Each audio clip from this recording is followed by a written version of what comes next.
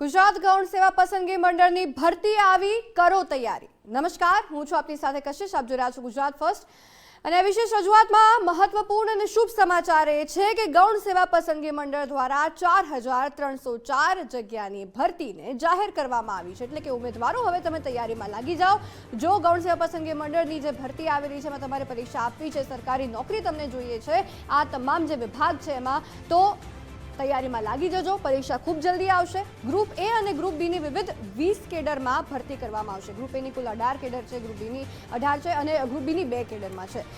4 થી 31 જાન્યુઆરી સુધી પરીક્ષાના ફોર્મ ભરી શકાશે, તે જાહેરાત કરવામાં આવી છે।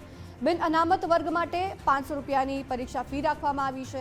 અન્ય ઉમેદવારોએ 400 રૂપિયાની ફી ભરવી પડશે। પરીક્ષા આપનાર તમામની ફી પરત આપવામાં આવશે। જે આખી ક્લેરિટી આપવામાં આવી છે, સ્પષ્ટતા કરવામાં આવી છે કે ઉમેદવારો જે પણ પરીક્ષા નથી આપતા તેમની ફી સરકાર નહીં આપે, પરંતુ જે પરીક્ષા આપે છે તેમની ફી સરકાર પરત કરશે। એક ડિપોઝિટ તરીકેની આ ફી સરકાર લેવાની છે।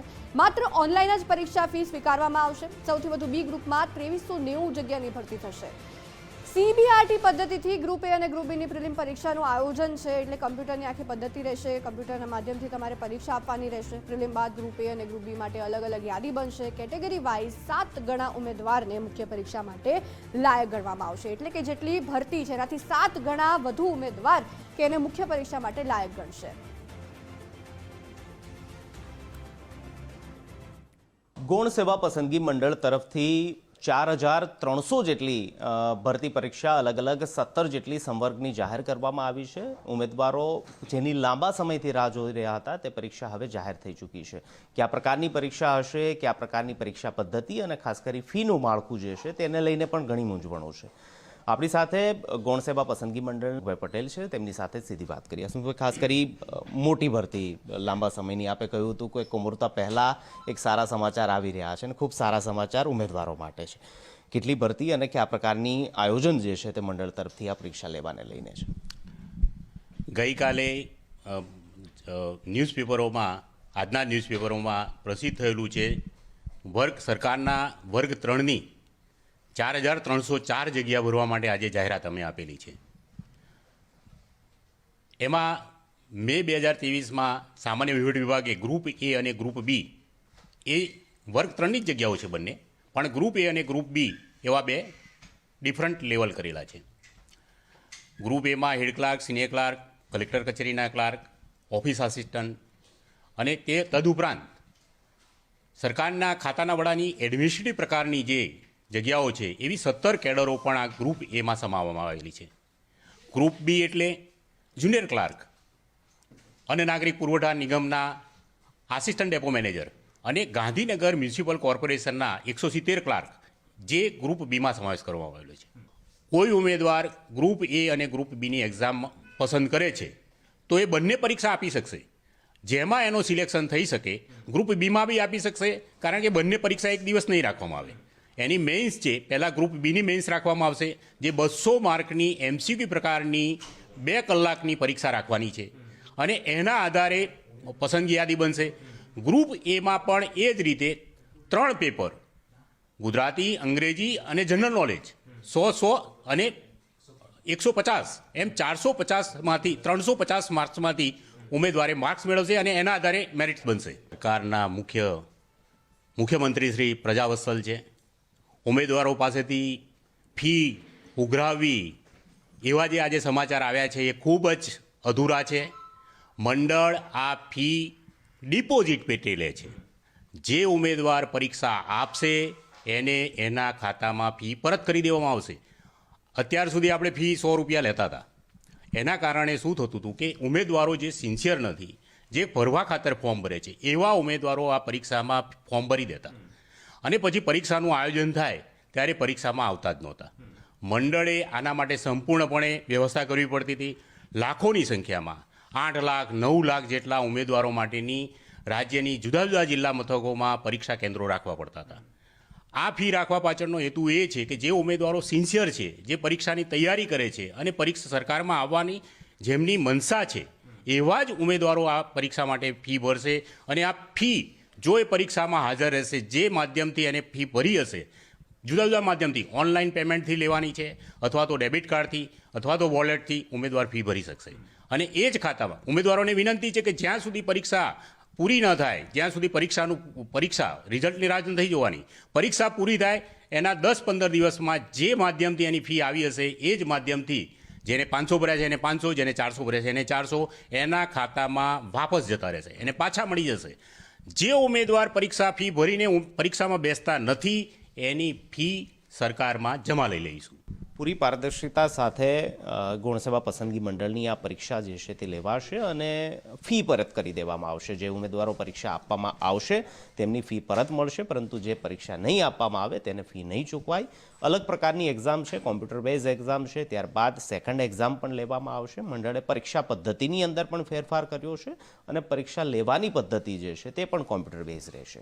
કેમેરામેન દીક્ષિત સાથે નિકુંજ જાની, ગુજરાત ફર્સ્ટ, ગાંધીનગર. જે વાત કરવામાં આવી જે હસમુખ પટેલ સાથે જે તેમના દ્વારા જે ખાસ તેમનો ઇન્ટરવ્યૂ લેવામાં આવ્યો હતો, તેમણે મહત્વની માહિતી તો જણાવી દીધી છે, પરંતુ ગૌણ સેવા પસંદગી મંડળ દ્વારા જ્યારે ભરતીની જાહેરાત કરવામાં આવી છે, 42 પાનાનું નોટિફિકેશન જાહેર કરવામાં આવ્યું છે, એ નોટિફિકેશન જોઈને સ્વાભાવિક છે કે ઉમેદવારો ક્યાંક અસમંજસમાં હશે, કારણ કે ગ્રુપ એ અને ગ્રુપ બી બંનેની પરીક્ષા લેવાની છે, જોડે લેવાની છે કે કેમ, અલગથી લેવાની છે કે કેમ, અનેક પ્રશ્નો એમને થતા હશે. એ જ પ્રશ્નોના ઉત્તર આજે ગુજરાત ફર્સ્ટ આપને આપશે. એક્સપર્ટ પાસેથી એ તમામ જે ભરતીની પરીક્ષા છે તેને લઈને એક્સપર્ટ ઓપિનિયન લઈશું, એક્સપર્ટ પાસેથી ઉત્તર મેળવવાનો પ્રયાસ કરીશું. આપણી સાથે ડિસ્કશન માટે જોડાઈ ગયા છે રવિ ડોડિયા, કે જે સંચાલક છે આદર્શ કોચિંગ ઇન્સ્ટિટ્યૂટના, અને સાથે ભાવિક મારુ, કે જે સંસ્થાપક છે આર્ય કરિયર એકેડમીના. બંને મહેમાનોનું સ્વાગત છે ગુજરાત ફર્સ્ટ પર. રવિજી, સૌપ્રથમ મારો પ્રશ્ન આપને એ છે કે આ નોટિફિકેશન જાહેર થયું છે, ભરતી જાહેર થઈ છે, સૌથી પહેલી જે પ્રોસિજર હોય છે ફોર્મ ભરવાનું, ઉમેદવારોને ફોર્મ ભરવામાં શું શું ધ્યાન રાખવાનું રહેશે?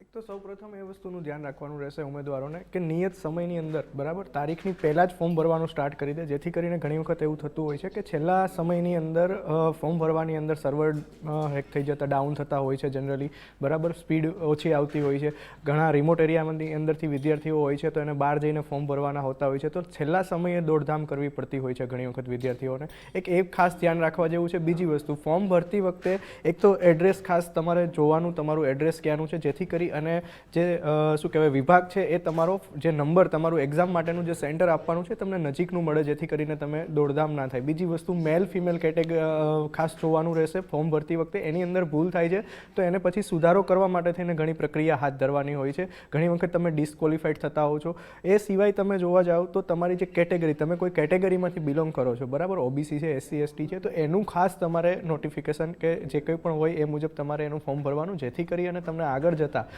તમામ વસ્તુ તમે જે ભરી રહ્યા છો એનો તમને લાભ મળે, બરાબર. કોઈ વસ્તુને લીધે થઈને તમે ક્યાંય શું કહેવાય કે ડિસ્ક્વોલિફાઈડ ના થાવ અને ચૂકી ના જાઓ, કારણ કે આ ભરતી છે એ એક ખૂબ મોટી ભરતી છે, બરાબર, સરકાર તરફથી. તો આનો લાભ છે એ દરેક તૈયારી કરતા વિદ્યાર્થીઓને સારી રીતે મળે, એના માટે થઈને માત્ર ડિટેલ ખોટી ભરવાને લીધે થઈને તમે પરીક્ષાથી વંચિત રહો એવું ના થાય, એટલા માટે થઈને ચોકસાઈપૂર્વક ડિટેલ ભરવી. બિલકુલ, ડિટેલ ભરવામાં ખાસ કાળજી રાખવી પડશે. સાથે ભાવિકજી, મારો પ્રશ્ન આપને છે કે આ વખતે ગ્રુપ એ ગ્રુપ બી વિશે જે ખાસ આમાં નોટિફિકેશનમાં જે ઇન્ફોર્મેશન આપવામાં આવી છે, સૌથી પહેલાં તો અસમંજસ એ જ હશે કે બંનેમાં પરીક્ષા આપી શકશે, બંનેમાંથી એકમાં પરીક્ષા આપી શકશે, કેવી રીતની આખી પ્રોસેસ રહેશે, એના વિશે શું માહિતી છે આપની પાસે? જી મેમ, હવે એમાં એવું છે કે ઓપ્શન આપવામાં આવશે ફોર્મ ભરતી વખતે કે તમારે ગ્રુપ એમાં ભરવું છે, ગ્રુપ બીમાં ભરવું છે કે તમારે બંનેમાં ભરવું છે. તો એ ખૂબ સારી વાત છે કે કોઈ વ્યક્તિ છે કે જેને પહેલી વખત કદાચ ડિસ્ક્રિપ્ટિવ લખવાનું થાય છે તો એ વ્યક્તિ પોતે ટ્રાય કરી શકશે. એવું નથી કે એ ગ્રુપ એમાં હોય તો ગ્રુપ બીમાં નહીં આપી શકે ને ગ્રુપ બીમાં હોય તો ગ્રુપ એમાં નહીં આપી શકે, એટલે બંનેમાં એમને ચાન્સ મળશે.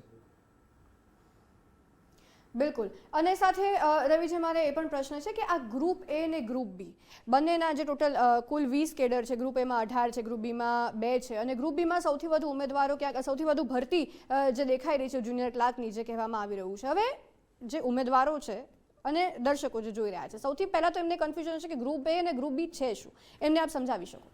ગ્રુપ એ અને ગ્રુપ બી ખરેખર તમે જોવા જાઓ તો વિદ્યાર્થીઓને એ જ વસ્તુ જોવાની છે કે ગ્રુપ એની અંદર કયા વિભાગની અંદર ભરતી છે અને ગ્રુપ બીની અંદર કયા વિભાગની ભરતી છે. બીજું કંઈ જ નથી. આ માત્ર વ્યવસ્થા માટે થઈને ગ્રુપ એ અને ગ્રુપ બીની ભરતીઓને જોવામાં આવી છે, બરાબર. બાકી કેવું છે કે કોઈ એવી વસ્તુ નથી કે ગ્રુપ એ એટલે જેમ ગણિત વિજ્ઞાનનું જે પહેલાં ક્લાસિફિકેશન હતું 12th સાયન્સની અંદર, એવી કોઈ વસ્તુ નથી. માત્ર વિભાગને ક્લાસિફાઈડ કરવામાં આવ્યા છે, તો એ મુજબ જ ખાલી જોવાનું છે, બરાબર. ગ્રુપ એ અને ગ્રુપ બી વિદ્યાર્થીઓને જ્યારે સિલેક્શન કરવાનું આવે ત્યારે એ જોવાનું રહેશે કે એમને કઈ ભરતીની અંદર જવું છે અથવા એમની ચોઈસ કઈ છે નોકરી કરવા માટેની, જોબ કરવા માટે એમનો પ્રેફરન્સ શું છે, એ મુજબનું એ ફોર્મ ભરી શકે. ગ્રુપ એની અંદર જો એમના પ્રેફરન્સની પરીક્ષાઓ હોય તો એમાં ભરી શકે, ગ્રુપ બીની અંદર એમના પ્રેફરન્સની જગ્યાઓ હોય તો એમાં ભરી શકે, અને ગ્રુપ એ અને બી બંનેમાં હોય તો એ પણ ઓપ્શન ખુલ્લો જ છે, બંનેની અંદર પણ એ ફોર્મ ભરી શકે છે.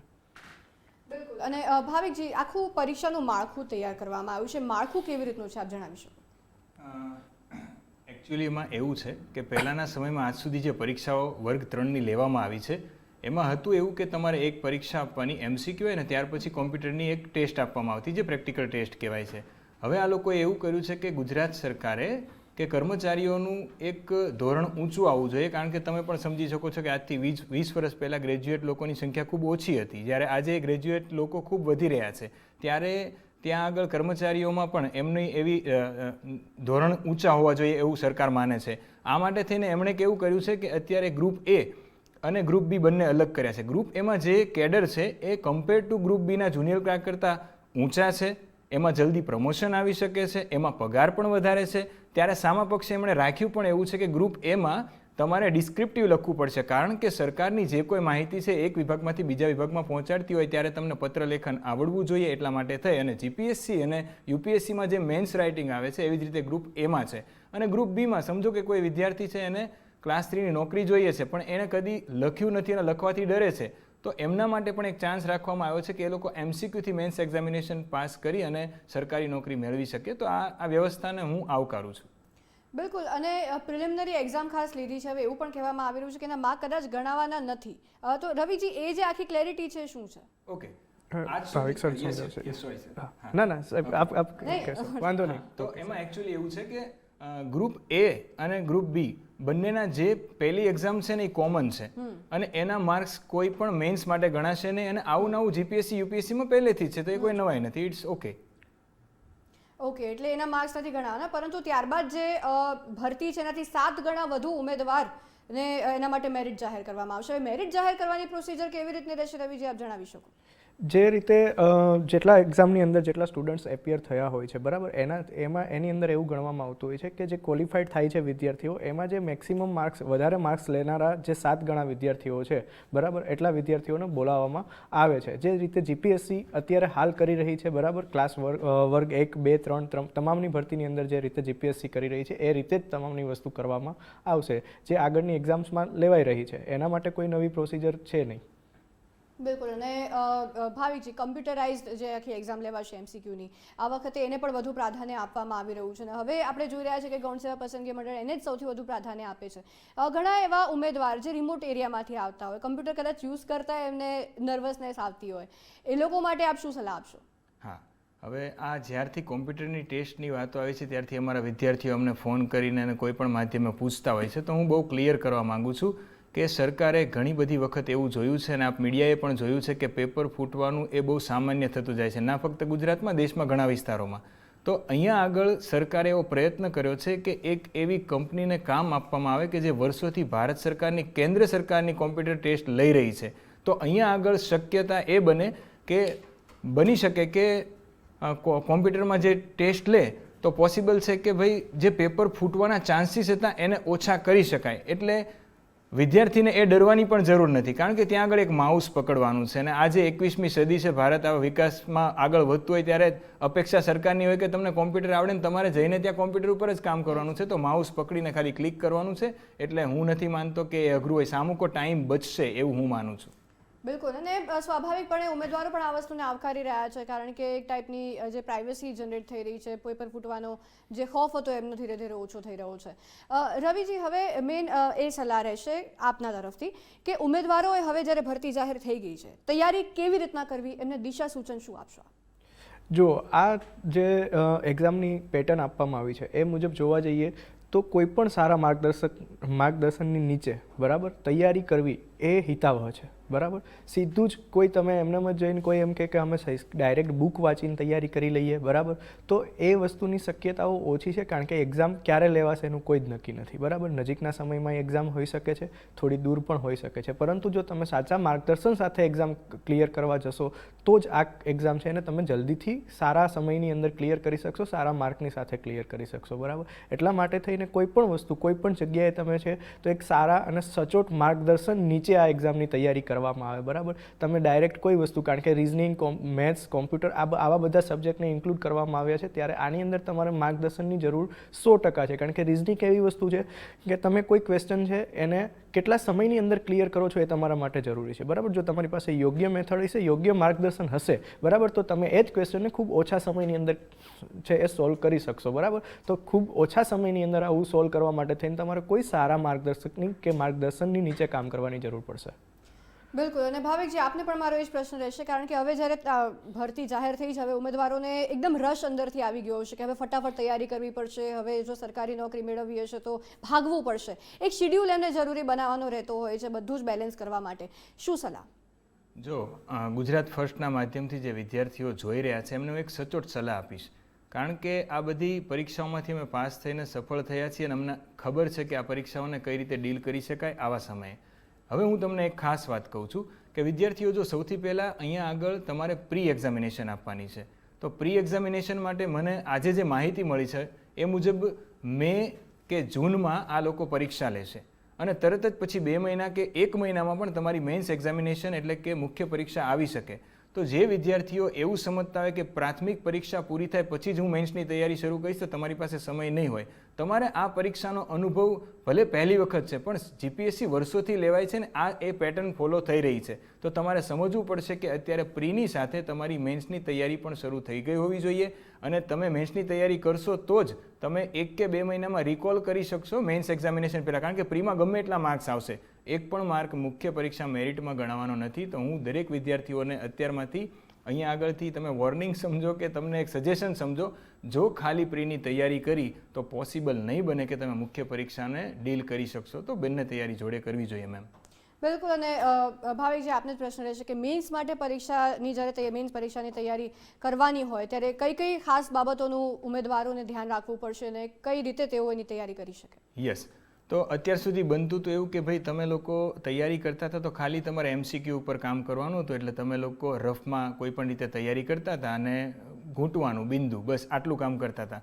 હવે તમારે મેઇન્સ આપવાની હોય ડિસ્ક્રિપ્ટિવ, ત્યારે ખાસ એ વાત ધ્યાનમાં રાખવાની રહેશે કે તમારે ભાષા વિવેક, ભાષા ગૌરવ આ બધું જાણવું પડશે, તમારું વ્યાકરણ તો યોગ્ય હોય એ સાથે જ તમારી લેખન પદ્ધતિ કેવી છે એ પણ લખવું પડશે. તમારે ત્યાં જઈને પત્રો લખવાના છે તો પત્રો લખવાની અત્યારમાંથી પ્રેક્ટિસ કરવી પડશે. તમારે નિબંધ લખવાનો છે, ભલે નોકરી પછી નથી લખવાનો, પણ નિબંધથી એ લોકો એ જાણશે કે કર્મચારીનો વિચાર 360 ડિગ્રી એપ્રોચથી છે કે કેમ. તો તમારે અત્યારમાંથી દરેક વસ્તુ લખવી પડશે. અને હવે ક્લાસ 3ની તૈયારી નોર્મલ નથી રહી દોસ્તો. હવે તમારે તમારી આસપાસ બનતી દરેક ઘટનાઓને ધ્યાનમાં લઈ એને સાંકળીને તમારા જવાબમાં લખવી પડશે, ત્યારે સરકારને સારો કર્મચારી મળશે. એ ઉદ્દેશ્યથી જેમણે મેન્સની આ એક્ઝામિનેશન છે કન્ડક્ટ કરવાનું નક્કી કર્યું છે ક્લાસ 3 માટે. એટલે હું એવું કહું છું કે તમારે લખવાની શરૂઆત કરવી જોઈએ કે ફકરા કઈ રીતે લખાય છે.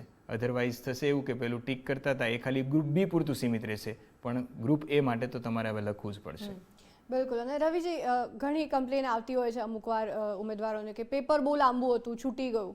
ટાઈમ મેનેજમેન્ટ માટે શું કહેશો પેપર લખતા સમયે? તમારે જુઓ, આની અંદર મેન્સની અંદર તમે જ્યારે આવો છો, બરાબર, તો મેન્સની અંદર મેન્સના પરસ્પેક્ટિવથી આપણે વાત કરીએ તો મેન્સની અંદર છે પેપર લેન્ધી હોવું એ એક અલગ વસ્તુ છે, કારણ કે તમારો સમય છે એ ફિક્સ છે, તમારા ક્વેશ્ચન પણ ફિક્સ છે અને તમારા શબ્દો પણ બને ત્યાં સુધી ફિક્સ જ હોય છે કે આટલા શબ્દોની અંદર જવાબ દેવાનો છે. તો તમે કયા પર્સપેક્ટિવથી વિચારો? જેમ સાહેબે કીધું કે 360 ડિગ્રી તમારો એપ્રોચ હોવો જોઈએ, તો તમારે પહેલેથી જ હવેથી તમારી વિચારસરણી જે હોવી જોઈએ, જ્યારે તમે પ્રશ્નનો જવાબ આપો છો ત્યારે તમારે 5 થી 7 મુદ્દા એવા નક્કી હોવા જોઈએ કે જે કોઈ પણ ક્વેશ્ચનની અંદર તમે આવડતા હોવા જોઈએ, બરાબર. તો એ રીતે તમારું સચોટ તૈયારી તમારે રાખવી જરૂરી છે અને એ રીતે તમે ક્વેશ્ચન પેપર લખશો, બરાબર, તો જ તમે શું કહેવાય કે સારા પ્રેઝન્ટેશન સાથે તમે આપી શકશો. પેપર લેન્ધી હોવાનો મેન્સની અંદર બને છે ત્યાં સુધી કોઈ વસ્તુ નથી આવતો. હા, એક છે કે તમે ઓવર ધી થિંકિંગ, બરાબર, વિચાર તમારો છે એ બીજી જગ્યાએ જતો રહે તો અલગ વસ્તુ છે, પરંતુ તમારે તૈયારી કરતી વખતે તમારું મનને એકાગ્ર રાખવાની જે તૈયારી છે એ પણ આની સાથે લખવાની સાથે સાથે મન એકાગ્ર રાખવાની તૈયારી પણ તમારે આની અંદર જ શીખવાની રહેશે. બિલકુલ. અને રવિજી, આપને જ મારો પ્રશ્ન છે કે આ વખતે જે રીતના માળખું તૈયાર કરવામાં આવ્યું છે, જેમ ભાવિકજી દ્વારા કહેવામાં આવ્યું કે હવે ઘણા ઇમ્પ્રુવમેન્ટ્સ કરવામાં આવ્યા છે, ઘણા બદલાવ લાવવામાં આવ્યા છે પરીક્ષાની પેટર્નમાં, આપની દ્રષ્ટિએ બદલાવ કયા કયા છે અને કેટલા સારા? આમ જોવા જઈએ તો આ જેટલા પણ બદલાવ છે એ ખૂબ જ સારા છે, કારણ કે કેન્દ્ર સરકાર આ પેટર્નથી જ અત્યારે એક્ઝામ ઘણી ખરી લઈ રહી છે, બરાબર.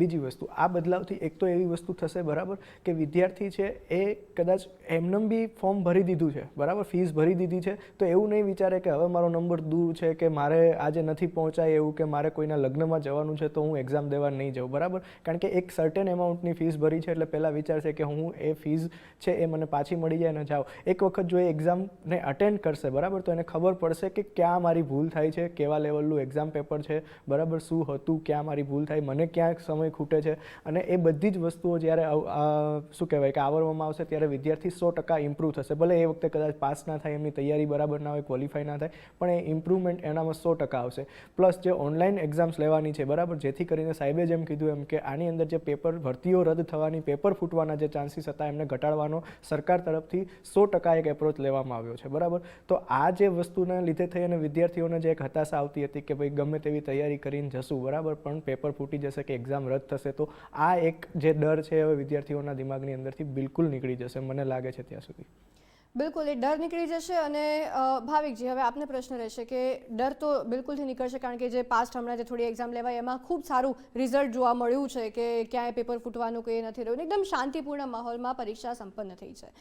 હવે ઉમેદવારોને જે નવા નવા બદલાવ આવ્યા છે તેના માટે આપ શું કહેવા માંગશો કે એમના માટે કેટલા ફાયદાકારક છે? યસ, તો સૌથી પહેલાં તો ગુજરાત ફર્સ્ટના માધ્યમથી ગુજરાતની દરેક બહેનો, અને હું તો એવું કહીશ કે ભાભી કે કાકી કે માસી એ પણ પહેલી વખત પરીક્ષા આપી શકશે. તમને ખબર છે, બહેનોને ખાસ કહું છું કે 45 વર્ષ સુધીની છૂટછાટ આપી છે, એટલે આવો એક સુનહેરો અવસર સરકારી નોકરી મેળવવાનો. ઘણાને એવું હોય છે કશિશજી કે ભાઈ મારે આ કરવું હતું પણ હું ના કરી શકી, આ કરવું હતું ના કરી શકી, તો પહેલી વખત હું આવો એક ચાન્સ જોઉં છું કે બહેનો માટે 45 યર્સ એજ સુધી એમણે આપેલું છે. તો એ પણ તમારે ખાસ ગુજરાત ફર્સ્ટના માધ્યમથી બતાવવું રહે કે બહેનો પણ તૈયારી કરી શકશે, અને એમના સપના કદાચ અધૂરા રહી ગયા હોય તો અમારી અધૂરી કહાની છે એ પૂરી કરી શકશે. અને બીજી એક ચર્ચા કરું તો આ વખતે એમણે બહુ સારી એક વાત રાખી છે કે પરીક્ષા માટે બિન અનામતના વિદ્યાર્થીઓની માટે 500 અને અનામત વર્ગ માટે 400, પરંતુ એ પાછા આપી દેવાના છે. એટલે બધાને પૈસા ફી ભરવાની છે, પરંતુ તમે એક્ઝામ અટેમ્પ નથી કરતા, સરકારનો ખોટો જે પહેલો જે વ્યય કરો છો કોઈ પણ, તો તમારે એ પાછા નહીં મળે, પણ તમે પરીક્ષા આપવા જાઓ છો તમને પાછા મળી જશે. અને 4 થી 31 જાન્યુઆરી સુધી તમે ફોર્મ ભરી શકશો, અને 2 તારીખ સુધી તમે ફી પણ ભરી શકશો, એવી વ્યવસ્થા રાખી છે. બિલકુલ. રવિજી, એઝ એન એક્સપર્ટ આપનું શું ઓપિનિયન રહેશે, આપનું શું મોટિવેશનલ મેસેજ રહેશે તમામ ઉમેદવારો માટે? જુઓ, એક તો તમે તૈયારી આજથી જ ચાલુ કરી દો, બરાબર, કારણ કે આજે કર્યું એ જ સારું છે, બરાબર. કાલ ક્યારેય આવતી નથી, કાલ કાયમી માટે ભવિષ્યની જ વાત છે, બરાબર. તમે આજથી જ તૈયારી ચાલુ કરી દો, સારા માર્ગદર્શનની અંદર તૈયારી ચાલુ કરો, બરાબર, અને સચોટ તૈયારી ચાલુ કરો. એક સારું એવું શેડ્યુલ બનાવીને તૈયારી ચાલુ કરો, કારણ કે તમારી કોમ્પિટિશન છે ખૂબ બધા લોકો સાથે હશે અને બધા સારા વિદ્યાર્થીઓ હશે. એવું નહીં હોય કે તમે સારા છો બીજા નથી, બધા સારા વિદ્યાર્થીઓ છે, કારણ કે જ્યારે ઘોડાની રેસ થતી હોય છે ત્યારે એવું કહેવામાં આવે છે કે માત્ર કાનનો ફરક હોય છે, બરાબર. તો તમારે આની અંદર આ વસ્તુ લઈ આવવાની છે કે જે બાકીના એક્ઝામ આપે છે એનાથી તમે કેવી રીતે સારું પ્રદર્શન કરી શકો છો, બરાબર. તો એક સચોટ માર્ગદર્શન શેડ્યુલની અંદર કરો, કારણ કે એક વખત તમે એક્ઝામની અંદર ક્વોલિફાઈડ કરી અને સારું જ્યારે પદ મેળવી લેશો એ પછી બાકીનું જે જીવન છે એને માણવા માટે તમારી પાસે સમય છે, બરાબર. પરંતુ એક સમયે ઉંમર જતી રહેશે, એક સમયે તમને સારું માર્ગદર્શન નહીં મળે, અને દિવસે દિવસે હરીફાઈ છે વધવાની છે, ઘટવાની નથી, બરાબર. તો આજે જે તમે કરશો એ આવતીકાલે તમારા માટે 100% ખર્ચાળ, અને ખર્ચાળ ઇન ધ સેન્સ એવું નહીં કે પૈસાની દ્રષ્ટિએ, બરાબર, પણ બધી જ દ્રષ્ટિએ તમારા માટે ખર્ચાળ સાબિતરૂપ થશે, બરાબર. તો આજથી જ તૈયારી કરો, બરાબર, સારા માર્ગદર્શન નીચે તૈયારી કરો અને આજથી સચોટ તૈયારી કરવાનું ચાલુ કરી દો. બિલકુલ. આ બંને મહેમાનો, બંને એક્સપર્ટ્સ અમારી સાથે જોડાયા. આઈ એમ શ્યોર કે તમામ જે ઉમેદવારો છે એમની અસમંજસ તમારા ઉત્તરોથી દૂર થઈ હશે. ખૂબ ખૂબ આભાર. જે પણ ઉમેદવારો હવે ભરતી માટે પરીક્ષા આપવા જઈ રહ્યા છે, તૈયારી કરી રહ્યા છે, ફૂલ ઓન તૈયારી કરી લેજો. તમારા તમામ પ્રશ્નોનો ઉત્તર તમને આ વિશેષ રજૂઆતથી મળી ગયો છે એવી આશા સાથે ફરી મળીશું. નમસ્કાર.